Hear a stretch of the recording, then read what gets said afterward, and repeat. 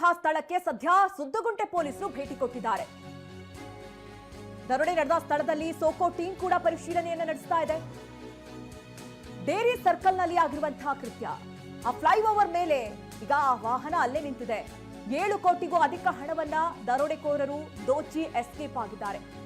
ಇದು ಬೆಂಗಳೂರಿನಲ್ಲೇ ಅತಿ ದೊಡ್ಡ ದರೋಡೆಗೆ ಜನ ಕೂಡ ಬೆಚ್ಚಿ ಬಿದ್ದಿದ್ದಾರೆ. ಅದು ಹಾಡಹಗಲೇ ಇಂತಹ ಒಂದು ಕೃತ್ಯವನ್ನ ಎಸ್ಕೇಪ್ ಆಗಿದ್ದಾರೆ. ಸದ್ಯ ಅಲ್ಲಿ ಸುದ್ದುಗುಂಟೆ ಪೊಲೀಸರು ಕೂಡ ಭೇಟಿ ಕೊಟ್ಟಿದ್ದಾರೆ. ಏನಾಯ್ತು ಏನು ಅನ್ನುವಂಥದ್ದನ್ನ ಮಾಹಿತಿಯನ್ನ ಕೊಡ್ತಾ ಇದ್ದಾರೆ. ಈ ಬಗ್ಗೆ ಹೆಚ್ಚಿನ ಡೀಟೇಲ್ಸ್ ಅನ್ನ ಜಾಯ್ನ್ ಆಗ್ತಾ ಇದ್ದಾರೆ. ಕಿರಣ್, ಒಂದ್ ಕಡೆಯಲ್ಲಿ ಗೈಡ್ ಲೈನ್ಸ್ ಏನಾದ್ರೂ ಇರುತ್ತಾ ಇವ್ರುಗಳಿಗೆ ಅಂತ? ಇವಾಗ ಹಣವನ್ನ ಸಾಗಿಸ್ತಾ ಇದ್ದಾರೆ, ATMಗೆ ತಗೊಂಡು ಹೋಗ್ತಾ ಇದ್ದಾರೆ ಅಂತ ಹೇಳಿದ್ರೆ ಸೆಕ್ಯೂರಿಟಿಯಿಂದ ಹಿಡಿದು ಇರುವಂತ ಎಲ್ಲಾ ಸಿಬ್ಬಂದಿಗಳಿಗೂ ಗೈಡ್ ಲೈನ್ಸ್ ಗಳಿರುತ್ತಾ? ಎಲ್ಲೆಲ್ಲಿ ನಿಲ್ಲಿಸಬೇಕು, ಏನು ವಾಹನವನ್ನ ನಿಲ್ಲಿಸಬೇಕಾದ್ರೆ ಯಾವ ರೀತಿಯಾದಂತ ಸೇಫ್ಟಿ ಮೆಷರ್ ಅನ್ನ ತಗೋಬೇಕು, ಇವೆಲ್ಲವೂ ಕೂಡ ಗೊತ್ತಿದ್ದು ಕೂಡ ಹೀಗೆ ತಪ್ಪು ಹೇಗಾಯ್ತು ಅಂತ?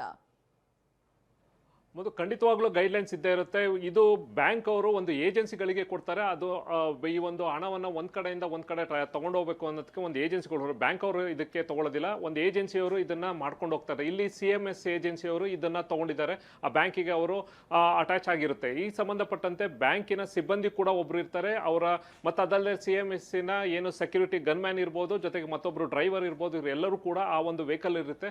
ಅವ್ರಿಗೆ ಆ ಒಂದು ವೆಹಿಕಲ್ಗೂ ಕೂಡ GPS ಇರುತ್ತೆ, ಮತ್ತೆ ಆ ಗನ್ಮ್ಯಾನ್ ಕೂಡ ವೆಪನ್, ಲೈಸೆನ್ಸ್ಡ್ ವೆಪನ್ ಕೂಡ ಕೊಟ್ಟಿರ್ತಾರೆ. ಜೊತೆಗೆ ಅವ್ರಿಗೂ ಕೂಡ ಕೆಲವೊಂದಷ್ಟು ಗೈಡ್ಲೈನ್ಸ್ಗಳು, ಎಲ್ಲಿ ಹೋಗ್ಬೇಕು, ಎಲ್ಲಿ ಎಷ್ಟೊತ್ತಿಗೆ ರೀಚ್ ಆಗಬೇಕು ಅಂತ ಪ್ರತಿಯೊಂದು ಕೂಡ ಟ್ರ್ಯಾಕ್ ಆಗ್ತಾ ಇರುತ್ತೆ.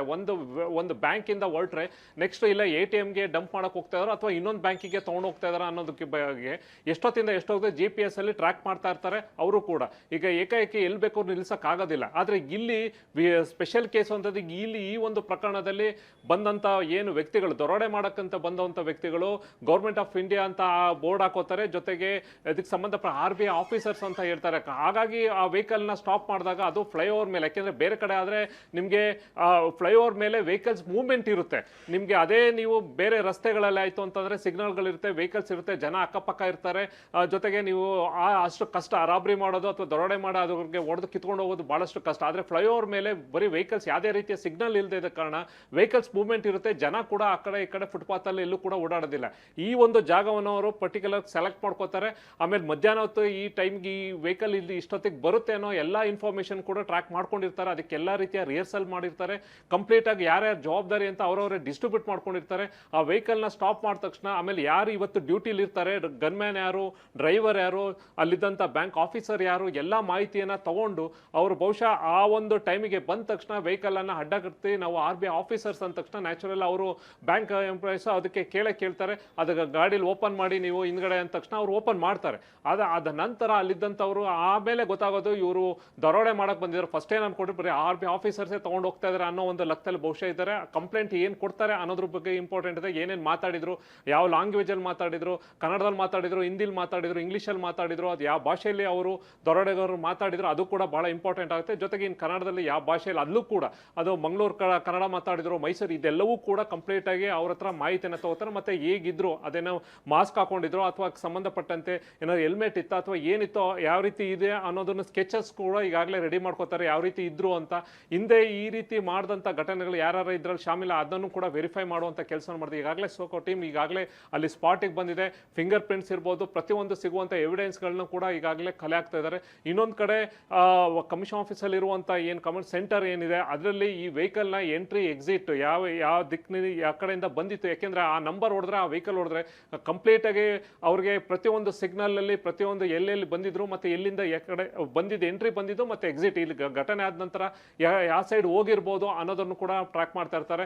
ಬಹುಶಃ ಈ ಮೂವ್ಮೆಂಟ್ ಇಮಿಡಿಯೇಟ್ ಆಗಿ ಸಿಕ್ಕಿರೋದ್ರಿಂದ ಅವರು ಬೆಂಗಳೂರಿಂದ ಹೊರಗಡೆ ಹೋದ್ರು ಕೂಡ ಈಗಾಗಲೇ ಯಾವ ದಿಕ್ಕಿನಲ್ಲಿ ಆದ್ರೆ ಮೈಸೂರು ಕಡೆ ಹೋಗಿದಾರೋ ಅಥವಾ ಸರ್ಜಾಪುರ ಕಡೆ ಹೋಗಿದಾರೋ, ದೇವನಹಳ್ಳಿ ಕಡೆ ಹೋಗಿದಾರೋ, ಎಲ್ಲವೂ ಕೂಡ ಸಿಗುತ್ತೆ. ಅಥವಾ ಬೆಂಗಳೂರು ಸಿಟಿ ಒಳಗಡೆನೇ ಇದಾರ ಅನ್ನೋದನ್ನು ಕೂಡ ಕಂಪ್ಲೀಟ್ ಆಗಿ ಈಗಾಗಲೇ ಮ್ಯಾಪಿಂಗ್ ಮಾಡ್ಕೊಂಡು ಅವ್ರನ್ನ ಹುಡುಕಾಟ ಮಾಡ್ತಾರೆ. ಮತ್ತೆ ಆ ಒಂದು ಜಾಗದಲ್ಲಿ ಪ್ರಮುಖವಾಗಿ ಆ ಜಾಗದಲ್ಲಿ ಯಾವ್ದು ಆ ಟೈಮಲ್ಲಿ ಫೋನ್ಗಳು ಆಕ್ಟಿವ್ ಆಗಿ ಇನ್ಕಮಿಂಗ್ ಔಟ್ ಗೋಯಿಂಗು ಎಲ್ಲೆಲ್ಲಿ ಬಂತು ಅದನ್ನು ಕೂಡ ಒಂದು ಟವರ್ ಡಂಪ್ ಅಲ್ಲಿ ಟ್ರ್ಯಾಕ್ ಮಾಡುವಂತ ಕೆಲಸವನ್ನು ಕೂಡ ಮಾಡ್ತಾ ಇದ್ದಾರೆ. ಒಟ್ಟಾರೆ ಇದೆಲ್ಲವೂ ಕೂಡ ತಿಳಿದು ಮಾಹಿತಿ ಇದ್ದವರೇ ಅದಕ್ಕೆ ಸಂಬಂಧಪಟ್ಟಂತೆ ಕೆಲವೊಂದು ಏಜೆನ್ಸಿಯ ಸಿಬ್ಬಂದಿಗಳ ನೆರವಿನಿಂದ ಖಂಡಿತವಾಗಿ ಈ ಒಂದು ಕೃತ್ಯ ಆಗಿದೆ. ಈಗ ಈ ಪೊಲೀಸರಿಗೆ ಎಲ್ಲೋ ಒಂದು ಕಡೆ ಖಂಡಿತವಾಗ್ಲೂ ವಿಶ್ವಾಸ ಇದೆ. ಈಗ ಸ್ಪೆಷಲ್ ಟೀಮ್ ಅಂತ ಮಾಡಿ ಕಮಿಷನರ್ ಈಗಾಗಲೇ ಅಲ್ಲಿ ಸ್ಪಾಟಿಗೆ ಬರ್ತಾ ಇದ್ದಾರೆ. ಸ್ಪೆಷಲ್ ಟೀಮ್ ಮಾಡಿ ಇದನ್ನ ಟ್ರ್ಯಾಕ್ ಮಾಡೋದ್ರಲ್ಲಿ ಬಹುಶಃ ನಾ ಹೇಳ್ದಂಗೆ ಈ ಒಂದು ಕ್ಲೂಗಳು ಸಾಕಷ್ಟು ಬಿಟ್ಟು ಹೋಗಿರ್ತಾರೆ, ಅದನ್ನ ಹುಡುಕುವಂತ ಕೆಲಸ ಪೊಲೀಸರು ಮಾಡಬೇಕು. ಆ ದಿಕ್ಕಿನಲ್ಲಿ ಪೊಲೀಸರು ಈಗಾಗಲೇ ಒಂದು ಸಂಪರ್ಕದಲ್ಲಿರಿ. ದರೋಡೆಗೆ ಬಳಸಿದ್ದ ಇನೋವಾ ಕಾರಿಗಾಗಿ ಈಗ ಶೋಧ ಆರಂಭವಾಗಿದೆ. KA 03 NC 8052 ಇನೋವಾ ಕಾರಿಗಾಗಿ ತಲಾಶ್ ನಡೀತಾ ಇದೆ. ಬೆಂಗಳೂರಿನ ಗಲ್ಲಿ ಗಲ್ಲಿಯಲ್ಲೂ ಕೂಡ ಖಾಕಿ ನಾಕಾಬಂದಿ ಹಾಕಿದೆ. 7 ಕೋಟಿಗೂ ಅಧಿಕ ಲೂಟಿ ಹೊಡೆದಿದ್ದಾರೆ ದರೋಡೆಕೋರರು. ಬೆಂಗಳೂರನ್ನೇ ಬೆಚ್ಚಿ ಬೀಳಿಸಿದಂತಹ ಅತಿ ದೊಡ್ಡ ದರೋಡೆ ಕೇಸ್ ಇದು. ನ್ಯೂಸ್ ಡೆಸ್ಕ್ ನಿಂದ ಕಿರಣ್ ಮಾಹಿತಿಯನ್ನ ಕೊಡ್ತಾ ಇದ್ರು. ಕಿರಣ್, ನೀವು ಹೇಳ್ತಾ ಇದ್ರಿ ಈಗಾಗಲೇ ಒಂದು ಕಡೆ ತನಿಖಾ ತಂಡ ಅಲ್ಲಿ ಪರಿಶೀಲನೆಯನ್ನ ನಡೆಸ್ತಾ ಇದೆ, ಇನ್ನೊಂದು ಕಡೆಗಳಲ್ಲಿ CCTV ಕ್ಯಾಮೆರಾಗಳ ಪರಿಶೀಲನೆ ಆಗ್ತಾ ಇದೆ. ಅಂದ್ರೆ ಈ ಪ್ರೋಸೆಸ್ ಯಾವ ರೀತಿ ನಡೆಯುತ್ತೆ ಅಂತ, ಇಂತಹ ಒಂದು ಪ್ರಕರಣಗಳಲ್ಲಿ ಯಾವ ರೀತಿ ಪ್ರೋಸೆಸ್ ನಡೆಯುತ್ತೆ ಕಿರಣ್? ಇಲ್ಲಿ ಮುಖ್ಯವಾಗಿ 4-5 ಏಜೆನ್ಸಿಗಳು ಅಂದ್ರೆ ಬೇರೆ ಬೇರೆ ಪೊಲೀಸಲ್ಲಿ ಇರುವಂತ ವಿಂಗ್ಗಳು ಇಮಿಡಿಯೇಟ್ ಆಗಿ ಆಕ್ಟಿವ್ ಆಗುತ್ತೆ. ನಾನು ಈಗ ಹೇಳ್ದಂಗೆ ಟೆಕ್ನಿಕಲ್ ಆಗಿ ಫೋನ್ಗಳು ಯಾವ್ದು ಹೋಗಿದೆ ಅನ್ನೋದನ್ನ ಮಾನಿಟರ್ ಮಾಡೋಕ್ಕೆ ಒಂದು ಟೀಮ್ ಈಗಾಗಲೇ ವರ್ಕ್ ಮಾಡ್ತಾ ಇರುತ್ತೆ. ಜೊತೆಗೆ ಈ CCTV ಎಲ್ಲಿಂದ ಎಂಟ್ರಿ ಇರ್ಬೋದು, ಎಕ್ಸಿಟ್ ಇರ್ಬೋದು, ಆ ವೆಹಿಕಲ್ ಆ ಒಂದು, ಯಾಕೆಂದ್ರೆ ಇಲ್ಲಿ ನೋಡಿದ್ರೆ ಬಹುಶಃ ಇದನ್ನ ಪ್ಲಾನ್ ಮಾಡಿ ಬಂದಿರೋದು. ನಂಬರ್ ಪ್ಲೇಟ್ ಕೂಡ ಖಂಡಿತವಾಗ್ಲೂ ಚೇಂಜ್ ಮಾಡ್ಕೊಂಡೇ ಇರ್ತಾರೆ. ಆ ಬಂದಿದ್ರು ಕೂಡ ಆ ವೆಹಿಕಲ್ ಎಲ್ಲಿಂದ ಬಂದಿದೆ, ಎಲ್ಲಿಂದ ಹೋಯ್ತು ಅನ್ನೋದು ಟ್ರ್ಯಾಕ್ ಮಾಡೋಕ್ಕೆ ಈಗಾಗಲೇ ಅದನ್ನು ಕೂಡ ಮಾಡ್ತಾ ಇದ್ದಾರೆ. ಇನ್ನು ಉಳಿದಂತೆ ಅವ್ರ ಫಿಂಗರ್ ಪ್ರಿಂಟ್ಸ್ ಇರ್ಬೋದು, ಜೊತೆಗೆ ಯಾರ್ಯಾರು ಇದರಲ್ಲಿ ಇನ್ವಾಲ್ವ್ಮೆಂಟ್ ಆಗಿದ್ರು ಎಲ್ಲವೂ ಕೂಡ ಪರಿಶೀಲನೆ ಮಾಡುವಂತ ಕೆಲಸವನ್ನು ಈಗಾಗಲೇ ಆಕ್ಟಿವ್ ಆಗಿ ಬೆಂಗಳೂರು ಪೊಲೀಸರು ಮಾಡ್ತಾ ಇದ್ದಾರೆ. Chaitra. Right. Thank you Kiran ಮಾಹಿತಿಗಾಗಿ.